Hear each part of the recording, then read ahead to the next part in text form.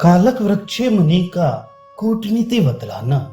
मुनि ने कहा, राजकुमार, अब मैं तुम्हें राज्य की प्राप्ति के लिए एक नीति बता रहा हूँ।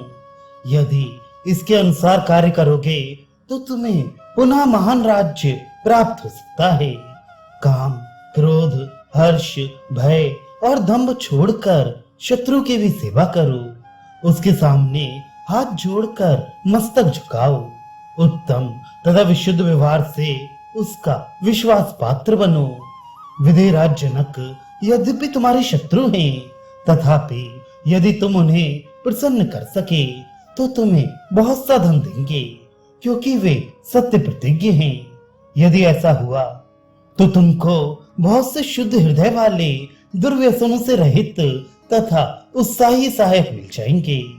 जो मनुष्य शास्त्र के अनुकूल आचरण करता हुआ अपने मन और इंद्रियों को वश में रखता है, वह अपना तो उद्धार करता ही है, प्रजा को भी प्रसन्न कर देता है। राजा जनक बड़े धीर और श्री संपन्न हैं। जब वे तुम्हारा सत्कार करेंगे तो सभी लोग तुम पर विश्वास करने लगेंगे। फिर तुम मित्रों की सेना इकट्ठी करना और अच्छे अच्छे मंत्रियों से सलाह लेना। इसके बाद शत्रु के शत्रु से मिलकर शत्रु सेना का विध्वंस करा डालना, अथवा अत्यंत दुर्लभ उत्तम पदार्थों, स्त्रियों, ओढ़ने बिछाने के सुंदर वस्त्रों, अच्छे अच्छे पलंग, आसन और सवारियों, बहुत सा धन खर्च करके बनवाए हुए महलों, तरह तरह के रसों, सुगंधित पदार्थों और फलों में शत्रु को आसक्त करो, तथा उसमें भांति भांति के पशुओं और पक्षियों को पालने का भी शौक पैदा करो, जिससे इन व्यसनों में अधिक धन खर्च करने के कारण शत्रु की आर्थिक शक्ति नष्ट हो जाए। बुद्धिमानों के विश्वास भाजन बनकर शत्रु के राज्य में भ्रमण करो और कुत्ते, हिरण तथा कौओं की तरह चौकन्ने रहकर मित्र धर्म का पालन करो। शत्रु से इतने बड़े बड़े कार्य प्रारंभ कराओ जिनका पूरा होना बहुत कठिन हो।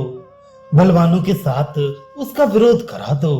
बड़े बड़े बगीचे, बहुमूल्य पलंग, बिछौने तथा भोग विलास के अन्य कामों में खर्च कराकर सारा खजाना खाली करा दो। शत्रु का कोष क्षीण होते ही वह वश में आ जाता है।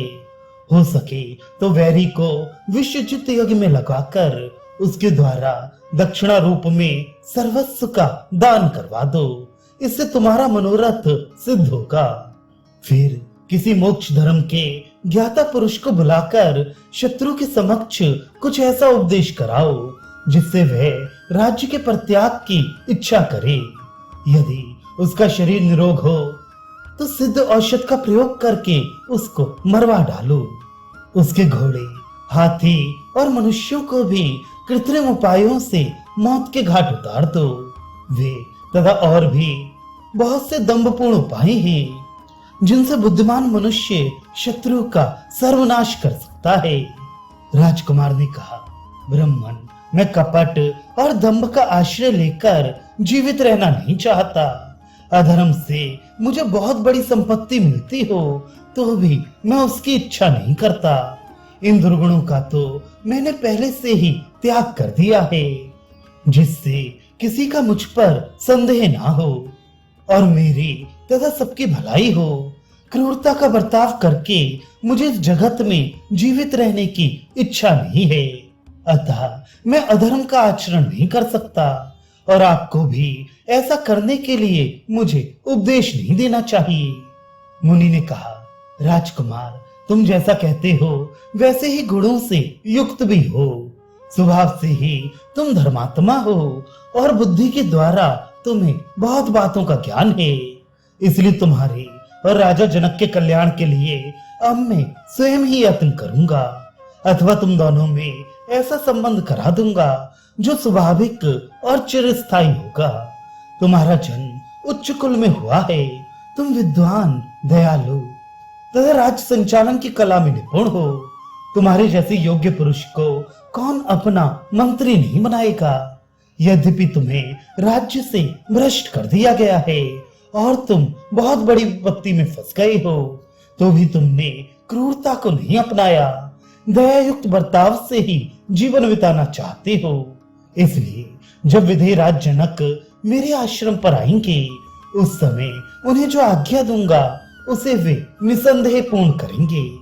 इस प्रकार आश्वासन देकर मुनि ने राजा विधेय को अपने यहाँ बुलवाया और कहा, राजन, ये राजकुमार उच्च वंश में उत्पन्न हुआ है। इसके अंतरंग बातों से भी मैं बहुत परिचित हूँ। इसका हृदय दर्पण के समान शुद्ध है और स्वच्छ है। शरतकालीन चंद्रमा के सदृश उज्जवल है। मैंने हर तरह से इसकी परीक्षा कर ली है। इसके भीतर दुर्भावना का नाम नहीं है। इसलिए तुम इसके साथ संधि कर लो और मुझ पर जैसा विश्वास करते हो वैसा ही इस पर भी करो। कोई भी राज्य मंत्री के बिना 3 दिन में नहीं चलाया जा सकता और मंत्री शूरवीर एवं बुद्धिमान पुरुष को ही बनाना चाहिए। धर्मात्मा राजाओं के लिए जगत में मंत्री के सिवा दूसरा कोई सहारा नहीं है। ये राजकुमार महात्मा है, इसने सत्पुरुषों के मार्ग का आश्रय लिया है। यदि तुम धर्म को साक्षी देकर इसे सम्मान पूर्वक अपनाओगे तो ये तुम्हारे सब शत्रुओं को अपने अधीन कर लेगा। मेरी बात मानकर तुम युद्ध किए बिना ही इसे वश में करो। मंत्री बनाकर इसके हित साधन में लगे रहो। किसी की भी जय या पराजय सदा नहीं रहती। इसलिए जैसे दूसरों की संपत्ति छीनकर स्वयं भोगते हो, वैसे ही दूसरों को भी अपनी संपत्ति भोगने का अवसर देना चाहिए। जो दूसरों का सहार करते हैं उन्हें अपने सहार होने का भी सदा ही भय बना रहता है।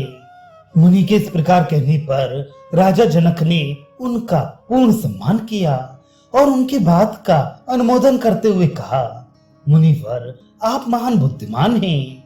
आपने अनेकों शास्त्रों का श्रवण किया है तथा आप सदा दूसरों का कल्याण चाहते रहते हैं।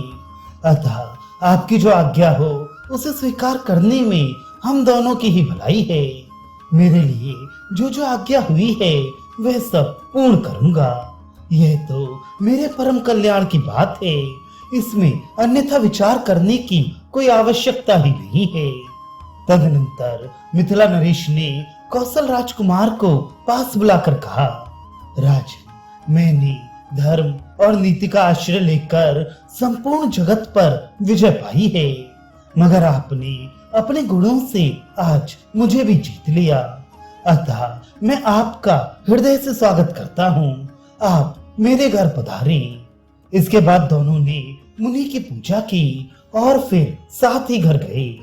विधेय ने कौशल्य को अपने महल में ले जाकर पाद्य, अर्घ्य, आचमनीय तथा मधुपर्क से उसका विधिवत पूजन किया और उसके साथ अपनी पुत्री का ब्याह करा दिया। दहेज में नाना प्रकार के रत्न भी भेंट किए। यही राजाओं का परम धर्म है। उन्हें परस्पर मेल करके ही रहना चाहिए।